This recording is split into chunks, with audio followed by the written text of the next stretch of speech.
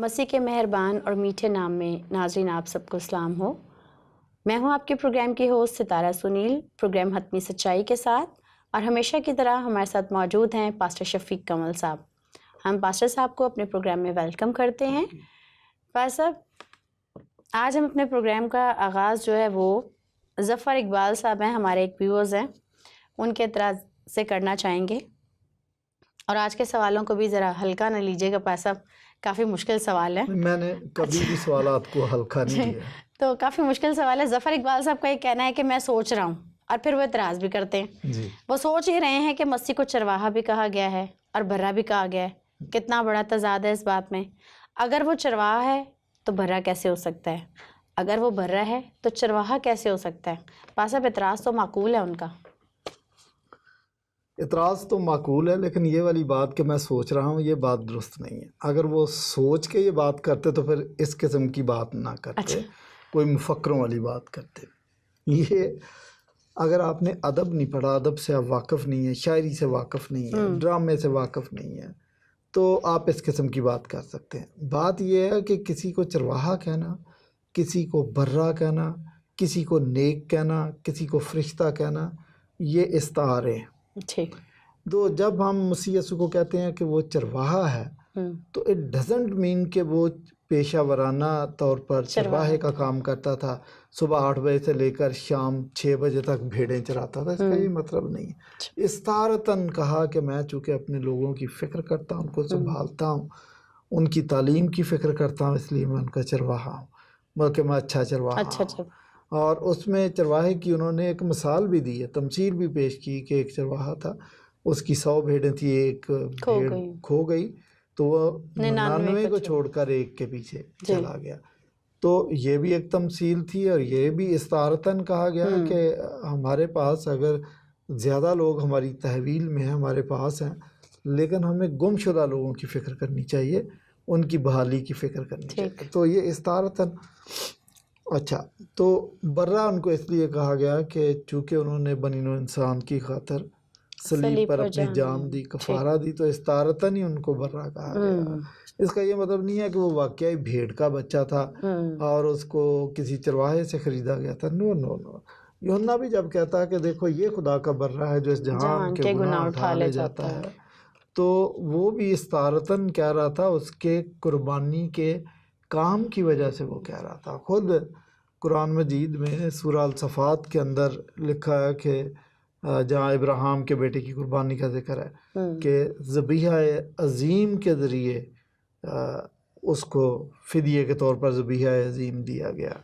تو ذبیحہ عظیم بھی اشارتاً یا استعارتاً آپ کہہ لیں کہ کہا گیا قربانی کے۔ ٹھیک۔ اچھا، آپ کو اس کا مفہوم سمجھنے کی ضرورت ہے۔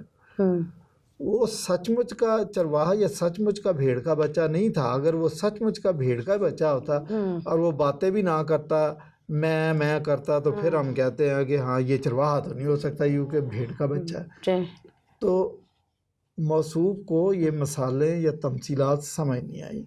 میں ان کو یہ مشورہ دوں گا کہ بائبل پڑھنے سے پہلے شیخ سعدی کی جو ہے نا گلستان سعدی، اس کو پڑھ لیں، کیونکہ وہ تمثیلوں پر مشتمل ہے۔ تو اگر وہ سمجھ جائیں گے تو پھر ان کو پتہ چل جائے گا کہ تمثیلات بیان کیسے کی جاتی ہیں، پھر شاید یہ سمجھ آ جائے۔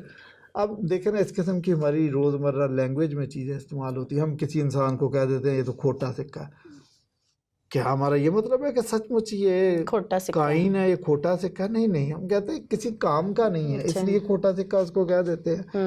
اچھا، کسی انسان کے بارے میں ہم کہہ دیتے ہیں کہ یہ شخص دودھ کا نہایا ہوا نہیں ہے، تو سچ مچ کو دودھ میں تھوڑی نہ آتا کہ وہ وائٹ ہو جاتا ہے، اس کا مطلب پاکیزگی کی طرف اشارہ کرتے ہیں۔ اچھا، کسی شخص کو ہم کہتے ہیں کہ یہ تو فرعون ہے۔ اب مجھے بتائیں کہ کوئی سیکنڈ فرعون تو نہیں ہو سکتا، فرعون تو فرعون ہی تھا، لیکن عادتیں اگر ویسی ہیں تو ہم اس کو استعارتاً فرعون کہہ سکتے ہیں کہ فرعون۔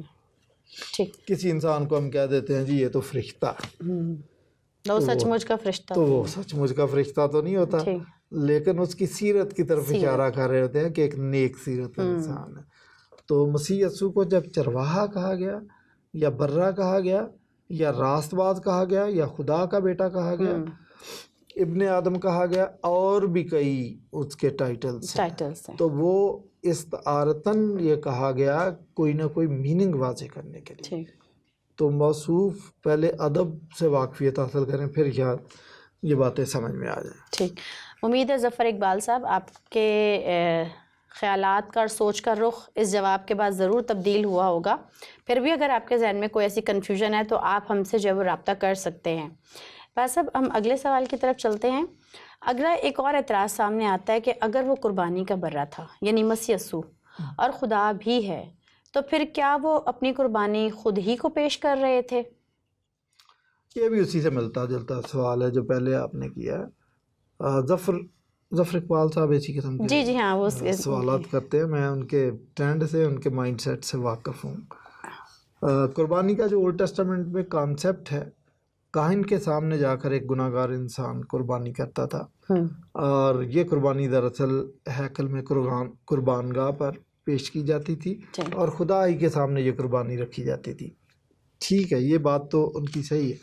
لیکن جب مسیح یسوع قربانی کا اس کو برہ کہا گیا تو وہ کہنے لگے کہ وہ آپ ان کو خدا بھی کہتے ہیں، تو یہ قربانی کس کے سامنے تھی؟ ٹھیک ہے، سوال کسی حد تک ٹھیک ہے، لیکن یہ پھر ہمارے خدا کے کانسیپٹ سے واقف نہیں ہے. جس طرح بنی اسرائیل عالم تو بڑے بنتے تھے، شرع کے عالم تھے، فقیہوں اور فریسیوں نے بہت کچھ پڑھ رکھا تھا، لیکن پولوس ان کے بارے میں رومیوں 10ویں باب میں کہتا ہے کہ میں یہودیوں کی خاطر گواہی دے سکتا ہوں کہ وہ خدا کے نام کی غیرت تو رکھتے ہیں مگر سمجھ کے ساتھ نہیں رکھتے. تو اسی طریقے سے میں بھی یہ کہہ سکتا ہوں اپنے مسلمان بھائیوں کے بارے میں، یہ گواہی دے سکتا ہوں کہ وہ اللہ تعالیٰ کے نام کی غیرت تو بہت رکھتے ہیں مگر سمجھ کے ساتھ نہیں رکھتے. ٹھیک. تثلیث کا کانسیپٹ اگر آپ سمجھتے ہیں، اور آپ کو پتہ ہونا چاہیے جب آپ اعتراض کر رہے ہیں تو آپ کو پتہ ہونا چاہیے کہ کرسچینٹی کا کانسیپٹ تسلیم کا ہے. خدا باپ، خدا بیٹا، خدا روح القدس، تینوں پرسنالٹیز، 3 اقنوم ہیں. تو ان 3 اقنوم کے اندر خدا ایک ہے، لیکن اس کی پرسنالٹیز ڈسٹنکٹ پرسنالٹیز ہیں. تو اگر بیٹا قربانی کا برہ ہے تو خدا باپ کے سامنے وہ قربانی پیش کر رہا تھا. اس میں تو کوئی بہت بڑے فلسفے کی کوئی بہت ایسی بات نہیں ہے کہ جو سمجھ میں نہ آ سکتی ہے.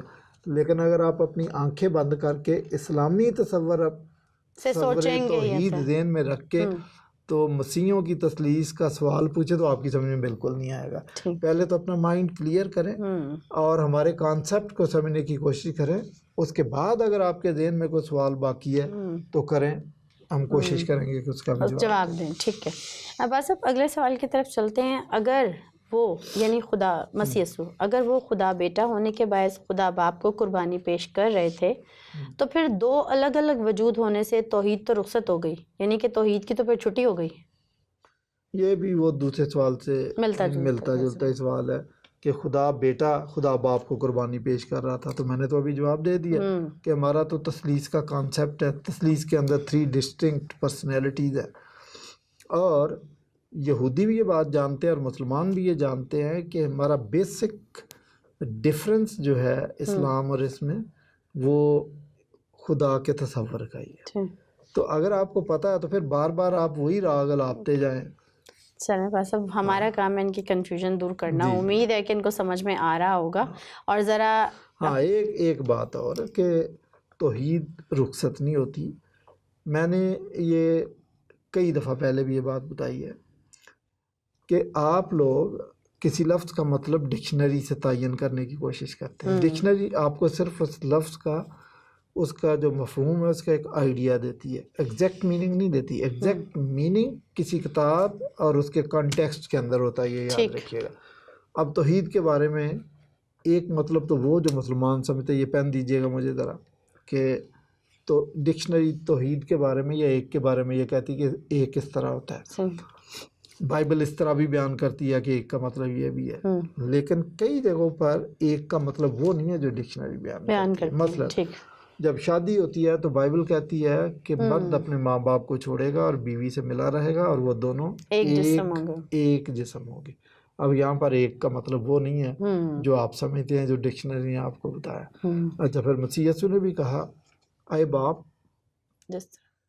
ان کو ایک کر، اے باپ ان کو بھی ایک کر جس طرح ہم ایک ہیں۔ اب یہاں پر بھی ایک کا مطلب وہ نہیں ہے، یہاں پر ایک کا مطلب اقتدار میں ایک، ایسنس میں ایک، قدرت میں ایک، منصوبے میں ایک، یگانگت میں ایک۔ ٹھیک، ویسے آپ نے انتہائی خوبصورتی سے اس سوال کا جواب دیا۔ امید ہے جو تشویش ان کو لاحق تھی، جو پریشانی اس سوال کے باعث تھی، وہ دور ہوگی ظفر اقبال صاحب کی۔ اگلے سوال کی طرف چلتے ہیں۔ اگلا سوال میرا یہ ہے پاس صاحب کہ اگر اچھا چرواہا اپنی بھیڑوں کے لیے جان دیتا ہے تبھی وہ اچھا چرواہا کہلاتا ہے، اور جب چرواہا جان دیتا ہے تو برا نہیں کہلا سکتا۔ ٹھیک ہے، اگین یہ وہی سوال سے لنک کرتا ہے۔ اور پھر اگر چرواہے کی موت واقع ہو جاتی ہے تو یہ بتائیں کہ بھیڑوں کی حفاظت کون کرے گا؟ کیونکہ مسیح یسوع کہتا ہے میں اچھا چرواہا ہوں، اس کی موت ہو گئی۔ وہ لٹرل معنوں میں لے لیتے ہیں کہ چرواہا اولڈ ٹیسٹامنٹ میں بھی کاہنوں کو چرواہا کہا گیا، تو وہ کاہن بھیڑیں نہیں چراتے تھے، وہ بھیڑوں کے چرواہے نہیں تھے کہ جنگل میں جا کر بھیڑیں چرا رہے ہیں، صحرا میں بھیڑیں چرا رہے ہیں۔ یہ بنی اسرائیل قوم ان کی ذمہ داری تھی کہ ان کی آپ حفاظت و نگہبانی کریں، ان کو درست تعلیم دے، جائز تعلیم دے، خدا کی تعلیم دے، اور بائبل کی تعلیمات کے مطابق ان کی تربیت کرے، اور مذہبی فرائض ادا کرنے میں، خدا کی پرستش کرنے میں ان کی رہنمائی کرے۔ تو اس لیے ان کو چرواہا کہا گیا تھا۔ تو مسیح بھی اگر کہا گیا کہ اس نے کہا کہ اچھا چرواہا ہوں، تو اس کے معنی یہی ہے کہ وہ لوگوں کی فکر کرتے تھے، ان کی تعلیم کی فکر کرتے تھے، اور ان کی روٹی کی بھی فکر کرتے تھے، ان کے مسائل کی بھی فکر کرتے تھے، ان کے کوئی خالی جھولی یا نامراد واپس نہیں گیا تھا۔ ٹھیک ہے، اب بات یہ ہے کہ اگر اس نے جان دے دی تو پھر چرواہا کہا گیا، اور ان کی حفاظت کیسے ہوگی؟ جان دے کر تو ان کی حفاظت انشور کی ہے اس نے، بلکہ جان دے کر ان کی حفاظت انشور کی ہے کہ ان کی خاطر کفارہ دے دیا، اور وہ جو جہنم کی آگ میں جلنے والے تھے وہ بچ گئے۔ تو چرواہے نے تو ان کی حفاظت کے لیے اپنا رول ادا کیا۔ تو لٹرل معنوں میں آپ نہ لیں ان چیزوں کو، اس کی غرض و غایت اور اس کا جو لیسن ہے اس کے اندر، اس کو سمجھنے کی کوشش کریں۔ ٹھیک، بس اب اگلے سوال کی طرف چلتے ہیں۔ اگلا سوال ہے کہ کتاب مقدس میں لکھا ہے میں چرواہے کو ماروں گا اور بھیڑیں پراگندہ ہو جائیں گی، متی 26 کے مطابق ہے، اور پھر اسی طرح سے زکریا 7 باب میں ہے، وہ تو 7 باب کے مطابق ہی ہے۔ تو پھر وہ اچھا چرواہا کس چیز کا تھا کہ بھیڑیں پراگندہ ہو جائیں گی؟ اگر بھیڑیں پراگندہ ہو جائیں گی تو پھر وہ کیسا چرواہا تھا؟ دیکھیں، یہ ایک پیش گوئی تھی۔ زکریا کا آپ نے ذکر کیا، زکریا 7 باب، آپ نے متی کا بھی ذکر کیا، متی بعد میں ہے، پہلے زکریا۔ تو اس پیش گوئی کو یسوع مسیح نے کوٹ کیا تھا۔ زکریا کی کتاب میں لکھا کہ میں چرواہے کو ماروں گا اور بھیڑیں پراگندہ ہو جائیں گی۔ اب اس کو سمجھنے کی کوشش کریں۔ بائبل مقدس میں اولڈ ٹیسٹامنٹ میں 300 کے قریب پیش گوئیاں ہیں جو مسیح یسوع کی صلیب کے متعلق ہیں اور صلیبی واقعے سے جا کے منطبق ہوتی ہیں۔ تو ہو سکتا ہے کہ کوئی ایک پیش گوئی ایک لمحے کے لیے اس سے منطبق ہوتی ہو۔ اسی طریقے سے یہ کہ میں چرواہے کو ماروں گا اور بھیڑیں پراگندہ ہوں گی، اس کو سمجھنے کی کوشش کریں۔ جب مسیح یسوع، اب دیکھیں مسیح یسوع سے ان کی ناجائز توقعات یا غلط توقعات وابستہ تھیں۔ جب یسوع مسیح مصلوب ہوئے تو لوگ، عام جو انسانی فطرت ہے، شاگرد بھی یہی سمجھے، اور وہ جو 5,000 ہزار کے مجمع کے لوگ تھے جو پیروکار تھے مسیح کے پیچھے پیچھے چلتے تھے، وہ بھی یہی سمجھے کیا مسیح کی ڈیتھ ہوگی تو صلیبی واقعہ تو کسی انسان کا ڈراپ سین ہے، تو اب تو اس کی لاش پرندے کھا جائیں گے، یہ دفن کر دیا جائے گا یا مار دیا گیا، اب کیا، اب تو کہانی ختم ہوگی۔ تو آپ یہ دیکھیں کہ اس وقت سب لوگ بھاگ گئے تھے، کوئی مسیح کا نام نہیں لیتا تھا۔ ایون جس نے اپنے گھر میں فسح کا انتظام کیا، اس نے بھی مسیح یسوع سے ریکویسٹ کی کہ میرا نام سیگہ راز میں رہنا چاہیے۔ تو آپ دیکھیں اناجیل میں اس کے گھر گئے، نشانی بتائی ہے شاگردوں کو کہ سامنے والے گاؤں میں جب ایک شخص سر پر مٹکا اٹھائے جا رہا ہوگا اس کے پیچھے پیچھے تیار کرنا، نام نہیں بتایا اس کا۔ اچھا، تو اس کا مطلب لوگ نیکودیمس رات کو آیا تو لوگ تو مسیح سے ایسوسیٹ، خاص کر آخری ہفتے میں تو بالکل نہیں کر رہے تھے کہ کوئی مصیبت کا پہاڑ ہم پر نہ ٹوٹ پڑے۔ تو مسیح کے شاگرد بھی اس کو چھوڑ کر بھاگ گئے، وہ تو چھپے ہوئے تھے، انہوں نے تو اندر سے کنڈیاں لگا لی تھی اور واپس اپنے اپنے کاروبار چلے گئے تھے کہ اب کہانی ختم ہو گئی۔ تو اس لحاظ سے تو وہ اور اسی پیش گوئی کی طرف اشارہ کہ اس نے اپنی جان دے دی اور یہ سارے بھاگ گئے تھے وقتی طور پر. لیکن اچھا بلکہ جو یہ نظریہ ہمارے مسلمان دوست پوری شد و مد کے ساتھ مانتے ہیں کہ صلیب پر مسیح نہیں بلکہ اس کا ہم شکل مصلوب ہوا تھا، یہ مسیح کے دور کے اندر ہی ایک گروپ ایسا پیدا ہو گیا تھا جنہوں نے دیکھا کہ اچھا اب یہ مر گیا تو مسیح تو مار ہی نہیں سکتا. آپ کو پتا پطرس نے بھی کہا تھا کہ بھائی تو یہ بات کیوں کرتا میں اونچے پر چڑھایا جائے، صلیب والی بات نہ کر. یہودیوں نے بھی کہا کہ ہم نے تو یہ بات سن رکھی ہے کہ مسیح اب تک زندہ رہے گا، آپ ایسی بات کیوں کرتے ہیں. تو لوگ ماننے کے لیے تیار نہیں تھے. جب مصلوب ہو گئے تو لوگوں نے سمجھا ہو نہ ہو یہ مسیح نہیں ہے، یہ اس کا ہم شکل ہے، کوئی اور ہے. تو یہ ہم شکل کا نظریہ بھی اسی وجہ سے پیدا ہوا تھا. تو ان اے سینس وہ پیشگوئی ادھر پوری ہو گئی تھی. اچھا بھائی صاحب ایک آخری سوال کی طرف ہم بڑھتے ہیں. کلام مقدس میں بھیڑوں کے پراگندہ ہونے کی پیشن گوئی تو ملتی ہے، بہت جگہ ملتی ہے، مگر انہیں مجتمع کرنے کا کہیں ذکر نہیں ملتا، ایسا کیوں ہے؟ جی یہ بات تو درست ہے. میں نے ابھی جو آپ نے اس سے پہلے سوال پوچھا تھا اس میں یہی تھا کہ بھیڑیں پراگندہ ہو جائیں گی، چرواہا مار دیا جائے گا. تو یسوع مسیح نے صلیب پر جان دے دی اور شاگرد چلے گئے، اپنی اپنی راہ کو چلے گئے اور دوبارہ انہوں نے اپنے اپنے کام کرنے شروع کر دیے. تو آپ کے سوال کے اندر بھی یہی بات ہے کہ جی اس بات کا تو ذکر ہے، مجتمع کرنے کا ذکر نہیں ہے. ذکر ہے کچھ چیزیں ود ان دا لائنز ہوتی ہے جن کو پڑھنا پڑتا ہے. اچھا ہمیں تو وہ چیزیں نظر آ رہی ہیں، آپ کو اگر نہیں نظر آ رہی تو آپ کو اپنی نظر ٹیسٹ کرانی چاہیے. مکاشفہ کی کتاب میں لکھا کہ اگر تو بینا نہیں ہے، نظر نہیں آتا تو مجھ سے سرما لے لے تاکہ بینا ہو جائے. تو ان کو بھی میرا یہی مشورہ ہے کہ یہ سرما لے لیں ہم سے، پھر ان کو یہ چیزیں نظر آ جائیں گی. دیکھیں شاگرد جب چلے گئے تو مسیح یسوع نے جی اٹھنے کے بعد جو سب سے پہلا کام کیا، عورتوں کو کہا کہ ان کو بولو گلیل میں چلے، وہاں جمع ہو جائیں، میں نے کوئی ضروری بات کرنی. کیسے کہتے ہیں کہ ذکر نہیں کیا یا ان کی فکر نہیں کی. اور یہ منصوبہ ازل سے طے تھا. یہ سب سے پہلے مسیح یسوع نے بنی اسرائیل کو کہا کہ آپ مشن کا کام کرو. جب ان سے نہیں کام ہوا تو کہا کہ تم سے یہ بادشاہت لے کے، تم سے یہ بلیسنگ یا پاکستان لے کے ایک اور قوم کو دے دی جائے گی. اس کے لیے مسیح یسوع نے شاگرد تیار کیے، 3.5 سال ان کی تربیت کی اور ان کو اسی کام کے لیے تیار کیا کہ اب آپ میری ذات، میرے کلام، میری انجیل کی خوشخبری، اس خوشخبری کے پیغام کو اقوام عالم تک پہنچاؤ گے. تو یہ کیسے کہہ سکتے ہیں کہ اس کے ذہن میں نہیں تھا کہ یہ پراگندہ ہو جائیں گے تو بعد میں رہنے پراگندہ ہی رہے. نہیں بھائی، ان کو اچھا ان سے کام لینا تھا اور ان کو جمع کر کے، جیسے کہا نا کہ گلیل کو چلے، جمع کر کے وہاں پہ ان کو بولا کہ پس تم جا کر سب قوموں کو شاگرد بناؤ اور ان کو باپ، بیٹے اور روح کو اس کے نام سے بپتسمہ دو. اور نہ صرف یہی کہا، ایک اور بات کہی کہ دیکھو میں دنیا کے آخر تک ہمیشہ تمہارے ساتھ ہوں. سورۃ فاتح. شاگرد جمع بھی ہو گئے اور ہم یہ دیکھتے ہیں کہ اتنے بڑے کام انہوں نے مسیح یسوع کی موجودگی میں نہیں کیے تھے، جتنے اس کے آسمان سے جانے کے بعد جتنے انہوں نے. اور مسیح یسوع نے یہ بھی کہا تھا کہ تم مجھ سے بڑے بڑے کام کرو گے. تو اگر مسیح یسوع کے ذہن میں یہ نہیں تھا کہ ان کو پراگندہ ہو جائیں گے، جمع کرنا، تو یہ بات کیسے کہہ دی تھی کہ تم مجھ سے بھی بڑے بڑے کام کرو گے. اور انہوں نے بڑے شاگردوں نے اس دنیا کے اندر انقلاب برپا کیا اور یہ انقلاب کی روح ان کے اندر ڈالنے والا خود مسیح یسوع تھے. اچھا توما بھی پراگندہ ہو گیا تھا اور اس کے ذہن میں شک آ گیا، لیکن جب یسوع مسیح نے اپنے زخم دکھائے اور اس نے زخم چیک کیے تو اس نے کہا اے میرے خداوند، اے میرے خدا، واپس آ گیا. اس نے اپنے مضبوط ایمان کا اظہار کر دیا. کرسچن فیتھ تو کرسچن مشن ہے یہی کہ جو کچھ مسیح نے کیا اب اس پیغام کو لے کر آپ نے اقوام عالم تک جانا ہے کہ نجات کا یہی راستہ ہے، نجات کا کام مکمل ہو گیا. آپ خدا کے ساتھ صلح کر سکتے ہیں، آپ جنت میں جا سکتے ہیں، آپ ابراہیم کی گود میں جا سکتے ہیں، وغیرہ وغیرہ. انجیل کی منادی تمام دنیا میں کی جائے گی. تو یہ اچھا پھر اس کرسچن مشن پر ان 12 شاگردوں نے، ان 70 شاگردوں نے، پھر ان شاگردوں کے شاگردوں نے عمل کیا.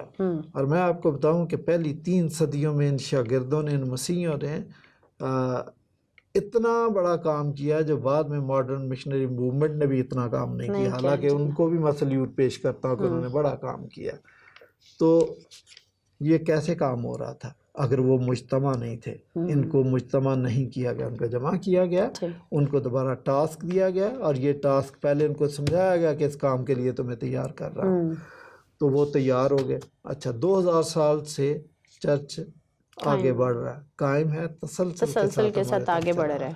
اور یہ بھی بتاؤں کہ آج تک اس چرچ کے ایمانداروں نے 4.5 کروڑ جانوں کے نذرانے پیش کر دیے. مسیح شہید ہوئے ہیں 4.5 کروڑ. اگر پھر بھی آپ نہیں سمجھتے کہ یہ لوگ واپس اپنے کام پہ آگے تھے, انہوں نے مشن کو ریسٹارٹ کر دیا تھا, تو پتہ نہیں آپ پڑھتے کیا ہیں, آپ دیکھتے کیا ہیں, آپ کو چرچ نظر نہیں آتے, آپ کو صلیبے نظر نہیں آتے. تو بھائی یہ آپ کی سمجھ کا, انڈرسٹینڈنگ کا معاملہ ہے. بائبل اپنے نظریات میں بہت واضح اور کلیئر ہے. ٹھیک, بہت شکریہ آپ کا پیسہ. آج کا ہمارا پروگرام ختم ہوتا ہے. ہم اپنے پروگرام کے اختتام پر آپ کا شکریہ ادا کرنا چاہیں گے. آپ نے اپنے قیمتی وقت سے ہمیں وقت دیا. ناظرین, آج کے پروگرام کی حتمی سچائی میں ضرور بیان کرنا چاہوں گی. آج کے پروگرام کے حوالے سے حتمی سچائی یہ ہے کہ مسیح یسوع ایک اچھا چرواہا ہے. وہ نہ صرف اپنی بھیڑوں کی فکر کرتا ہے بلکہ وہ اپنی بھیڑوں کے لیے جان بھی دیتا ہے, اور پھر اس کے بعد وہ ان کی فکر کرتا ہے. ناظرین, امید ہے آپ کو ہمارا آج کا پروگرام پسند آیا ہوگا. اگر آپ کچھ بھی جاننا چاہتے ہیں, کوئی سوال ہے آپ کے ذہن میں, تو آپ ہم سے ان نمبرز پر رابطہ کر سکتے ہیں. اگلے پروگرام تک کے لیے مجھے اور پاسٹر صاحب کو اجازت دیجیے. اپنا بہت خیال رکھیے. خدا مسیح یسوع کا فضل آپ پر ہمیشہ ہوتا رہے. شکریہ.